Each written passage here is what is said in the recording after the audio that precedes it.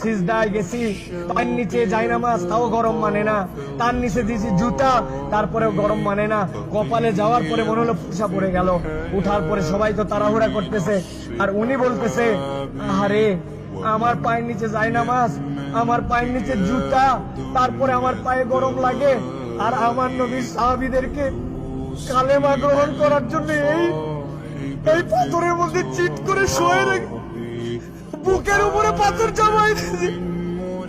আমার নবীর সাহাবীদেরকে পাগলা উটের পিঠে বেঁধে এই মক্কার অলিগলিতে টেনে ছিঁড়ে বেড়াইছে। এই জায়গাতে তাদের বুকের উপরে পাথর চাপায় আগুনের মধ্যে দিয়ে দিছে।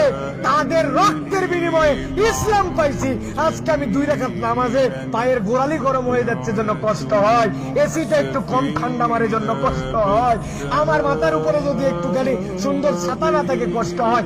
আমার নবী, আমার সাহাবীরা কি কষ্ট করছে, এটা ফিলিংস এর সফর, হজের সফর, অনুভূতির সফর।